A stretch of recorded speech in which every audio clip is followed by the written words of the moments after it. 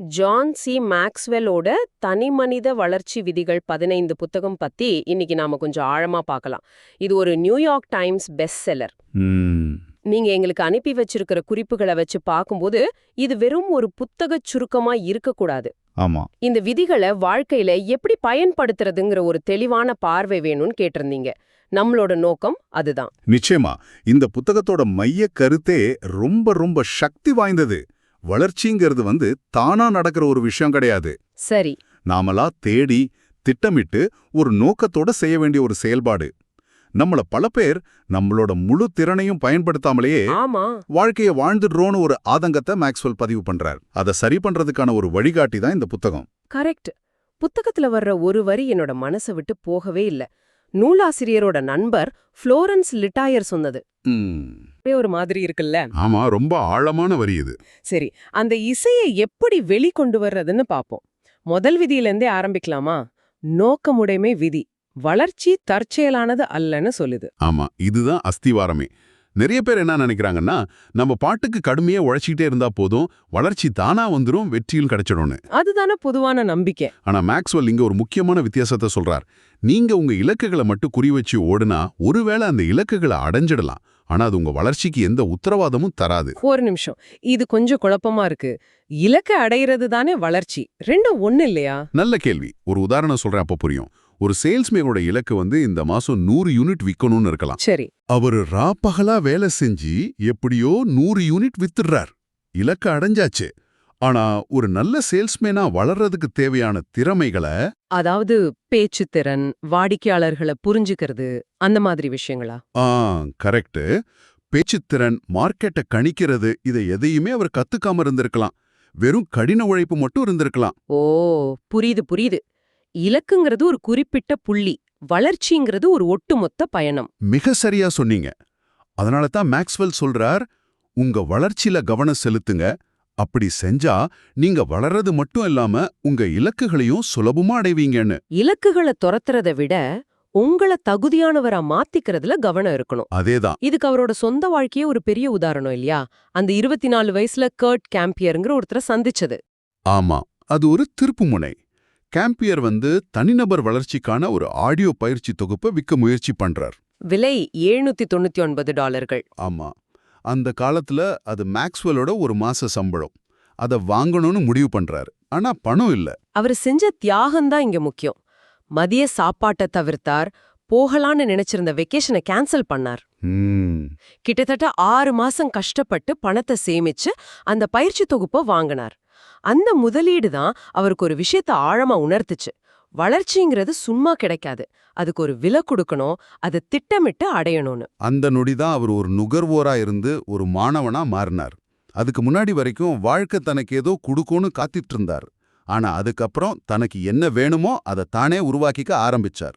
இதுதான் அந்த நோக்கம் உடைமை. சரி, இப்போ வளர்ச்சி அடையணும்னு முடிவு பண்ணிட்டோம். இது முதல் படி. ஆனா எங்கிருந்து ஆரம்பிக்கிறது? எனக்கே அந்த கேள்வி பல முறை வந்திருக்கு. ஏதோ பண்ணணும்னு தோணும், ஆனா என்ன பண்றது, எப்படி ஆரம்பிக்கிறதுன்னே தெரியாது. இது ஒரு பொதுவான சிக்கல் தான். இங்கதான் 2வது முக்கியமான விதி வருது, சுய விழிப்புணர்வு விதி. சுய விழிப்புணர்வு. ஆமா, அதாவது உங்களை நீங்க சரியா தெரிஞ்சுக்கிட்டாதான் வளரவே முடியும். நீங்க யாரு, இப்போ எங்க இருக்கீங்க, எங்க போக விரும்புறீங்கன்னு உங்களுக்குள்ள ஒரு தெளிவு வேணும். ஜிபிஎஸ்ல டெஸ்டினேஷன் போடுறதுக்கு முன்னாடி யோர் கரண்ட் லொகேஷன் தெரியணும் இல்லையா? அது மாதிரி தான். கரெக்ட். ஆமா, இந்த தெளிவு இல்லாதவங்கள புக்கு 3 வகையா பிரிக்குது. முதல் வகை தனக்கு என்ன பண்ணணும்னே தெரியாதவங்க. அவங்க வாழ்க்கையில எந்த இலக்கும் இல்லாம ஒருவித குழப்பத்துல இருப்பாங்க. 2வது வகை தான் ரொம்ப சோகமானது. தனக்கு என்ன பண்ணணும்னு தெரியும், ஆனா அதுக்கான எந்த முயற்சியும் எடுக்காதவங்க. இவங்க விரக்தியில இருப்பாங்க. குடும்ப பொறுப்பு, தோல்வி பயம், சொகுசான வாழ்க்கையை விட்டு கொடுக்க மனசில்லாம இருக்கிறதுன்னு ஏதாவது ஒரு காரணம் சொல்லி அவங்க கனவுகளை பின்தொடராம முடங்கிடுவாங்க. இந்த 2வது வகை தான் நம்ம நிறைய பேரோட பிரச்சனையா இருக்கும்னு நினைக்கிறேன். என்ன வேணும்னு தெரியும், ஆனா ஒரு தயக்கம், ஒரு பயம். உண்மைதான். 3வது வகை தான் நாம எல்லோரும் ஆக விரும்பும் இடம். தனக்கு என்ன வேணும்னு தெரிஞ்சு அதுக்காக தைரியமா செயல்படுறவங்க. சரி, இந்த சுய விழிப்புணர்வு அடையறதுக்கு புத்தகம் ஏதாவது வழிகாட்டுதா? நம்மளோட உண்மையான ஆர்வம் என்னன்னு கண்டுபிடிக்கிறது எப்படி? நிச்சயமா. மேக்ஸ்வெல் 3 முக்கியமான கேள்விகளை கேட்க சொல்றார். முதல் கேள்வி, நான் உண்மையிலேயே என்ன செய்ய விரும்புகிறேன்? ஓகே. இது உங்க ஆர்வத்தை பத்தியது. ஆனா இது மட்டும் போதாது. புத்தகத்துல பாப்னு ஒருத்தரோட கதை வரும். அவர் தான் வேலையில சந்தோஷமா இருக்க மாட்டார். உண்மையா என்ன பண்ண ஆசைப்படுறீங்கன்னு கேட்டா சிகாகோ கப்ஸ்க்கு பேஸ்பால் வர்ணனையாளர் ஆகணும்னு சொல்வார். ஆனா அதுக்கான திறமையோ குரல் வளமோ அவர்கிட்ட இல்ல. அது ஒரு யதார்த்தம் இல்லாத கனவு.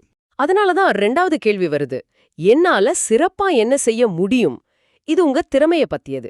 ஆமா, உங்க ஆர்வமும் உங்க திறமையும் சந்திக்கிற புள்ளில தான் உங்களுக்கான பாதை இருக்கு. எனக்கு பாட ஆசையா இருக்கலாம், ஆனா கழுத மாதிரி கத்துனா அதுல பிரயோஜனம் இல்ல, இல்லையா? சரியா சொன்னீங்க. 3வது கேள்வி இன்னும் ஆழமானது. என் வாழ்க்கைக்கு அதிக திருப்தியையும் வெகுமதியையும் கொடுக்கிற விஷயம் எதுன்னு எனக்கு தெரியுமா? இது மதிப்பீடுகளை பத்தியது. ஆமா, பணம் மட்டுமா, இல்ல மற்றவர்களுக்கு உதவுறதா, இல்ல ஒரு கலையை உருவாக்குறதா, எது உங்களுக்கு உண்மையான நிறைவை கொடுக்குது? இந்த 3 கேள்விகளுக்கும் நீங்க நேர்மையா பதில் தேடும்போது தான் சுய விழிப்புணர்வு பிறக்குது. சரி, நம்மள பத்தி ஒரு தெளிவு கிடைச்சிருச்சு, வளர்ச்சி பயணத்தையும் ஆரம்பிச்சிட்டோம். ஆனா சில சமயங்கள்ல நமக்குள்ளேயே ஒரு தடை இருக்கும். நான் இதுக்கெல்லாம் தகுதியானவன் தானா, அல்லது என்னால இதெல்லாம் பண்ண முடியுமான்னு ஒரு தாழ்வு மனப்பான்மை. ஆ, இது வளர்ச்சியை ரொம்பவே பாதிக்குமே. நிச்சயமா. இதுக்கு தான் மேக்ஸ்வெல் கண்ணாடி விதியை சொல்றாரு. கண்ணாடி விதி. ஆமா, அதாவது உங்களை நீங்களே எப்படி பார்க்கறீங்கங்கிறது தான் ரொம்ப முக்கியம். உங்க மேல நீங்களே மதிப்பு வைக்கலனா உங்களுக்கு நீங்களே எப்படி மதிப்பை கூட்டிக்க முடியும்? உங்க சுய மதிப்பு தான் உங்க வளர்ச்சியோட உச்சிக்கு ஒரு மூடிய போல செயல்படும். அது எந்த அளவுக்கு இருக்கோ அந்த அளவுக்கு தான் உங்களால வளர முடியும். மற்றவங்க நம்மள பத்தி என்ன நினைக்கிறாங்கங்கறத விட நாம நம்மள பத்தி என்ன நினைக்கிறோங்கிறது தான் முக்கியம்னு சொல்றீங்க. இது கேட்க நல்லா இருக்கு, ஆனா நடைமுறையில கஷ்டமாச்சு. கஷ்டம்தான், ஆனா அதுதான் உண்மை.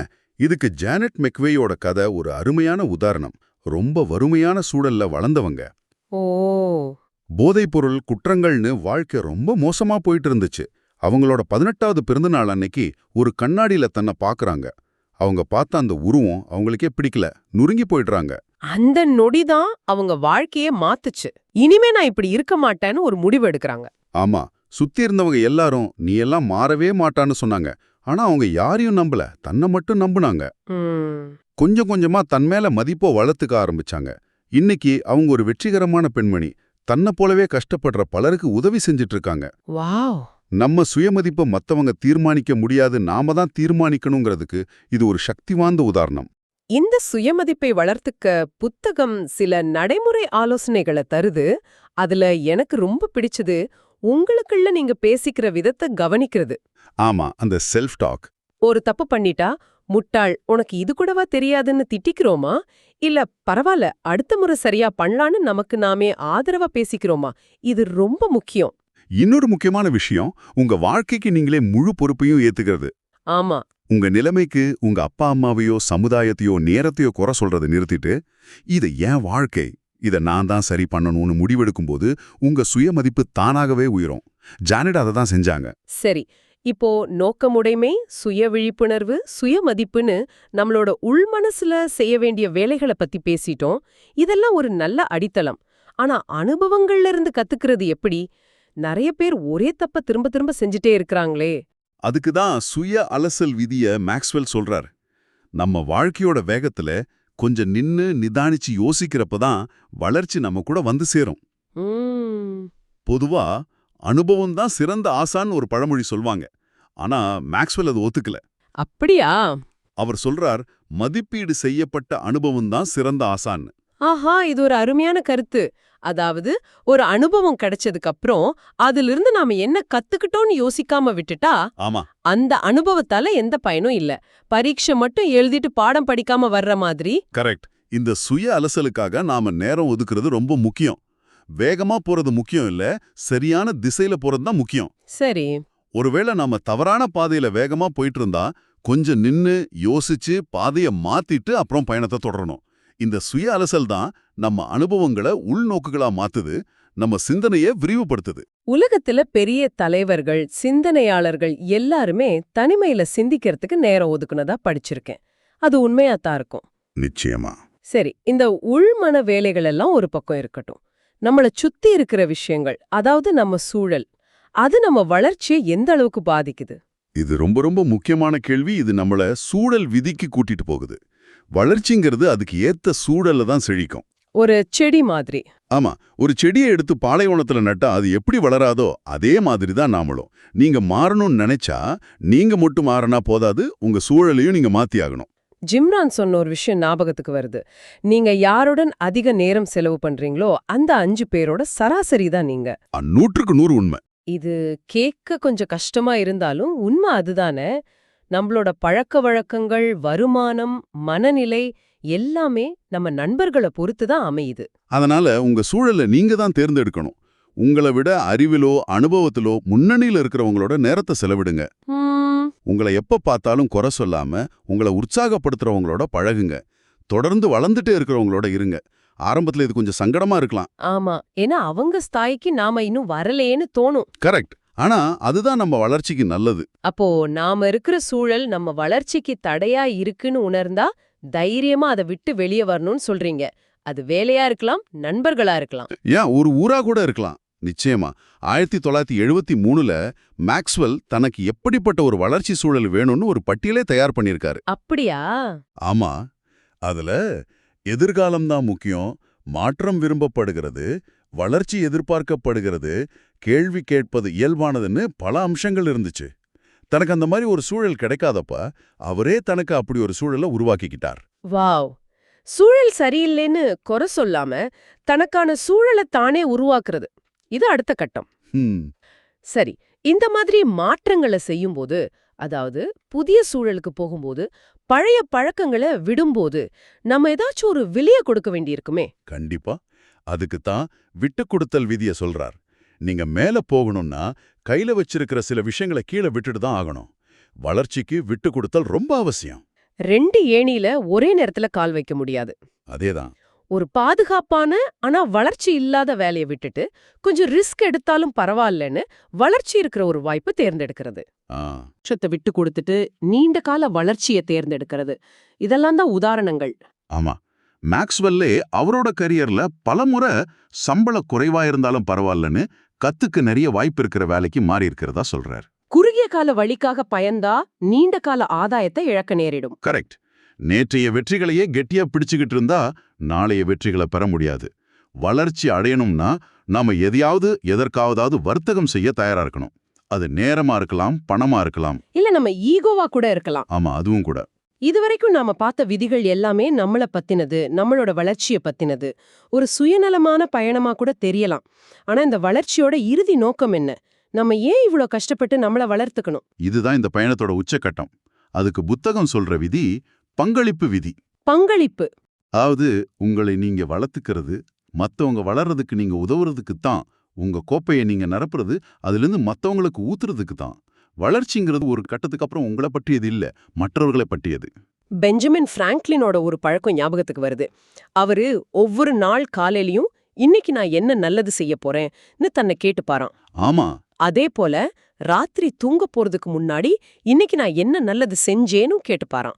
வாழ்க்கையை எவ்வளவு அர்த்தமுள்ளதா வாழ்ந்திருக்கார். இதுதான் வளர்ச்சியோட உண்மையான அர்த்தம். சுயநலத்திலிருந்து பொதுநலத்தை நோக்கி நகர்றது. நம்ம மற்றவர்களுக்கு மதிப்பை கூட்டும்போது நம்ம வாழ்க்கைக்கு ஒரு பெரிய அர்த்தம் கிடைக்குது.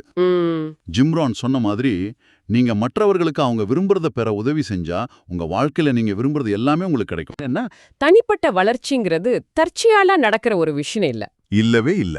அது ஒரு தினசரி தேர்வு, ஒரு ஒழுங்குமுறை, ஒரு முடிவே இல்லாத பயணம். ஆமா, நாம இன்னைக்கு பேசின இந்த விதிகள் எல்லாமே நோக்கமுடைமை, சுய விழிப்புணர்வு, சுயமதிப்பு, சுய அலசல், சூழல், விட்டு கொடுத்தல், பங்களிப்பு எல்லாமே ஒன்னோட ஒண்ணு இணைஞ்சதுதான். சரி, ஒரு விஷயத்துல நீங்க வளர்ந்தீங்கன்னா அது மத்த எல்லாத்துலயும் உங்க வளர்ச்சியை தூண்டும். இது ஒரு சங்கிலி தொடர் மாதிரி. இந்த உரையாடலை முடிக்கிறதுக்கு முன்னாடி உங்களுக்காக ஒரு சிந்தனை. இந்த புத்தகம் சொல்லுது மத்தவங்களுக்கு மதிப்பு கூட்டுறதுக்காக முதல்ல உங்களுக்கு நீங்க மதிப்பு கூட்டிக்கணும்னு. ஆமா, ஆனா இதை இப்படி யோசிச்சு பாருங்களேன். ஒருவேளை மத்தவங்களுக்கு மதிப்பு கூட்ட முயற்சி பண்ற அந்த செயல்தான் உங்களுக்கு நீங்களே மதிப்பு கூட்டிக்கிறதுக்கான மிக சக்தி வாய்ந்த வழியா இருக்குமோ? நல்ல கேள்வி. அந்த வளர்ச்சி வட்டம் உண்மையிலே எங்கிருந்து ஆரம்பிக்குது யோசிச்சு பாருங்க.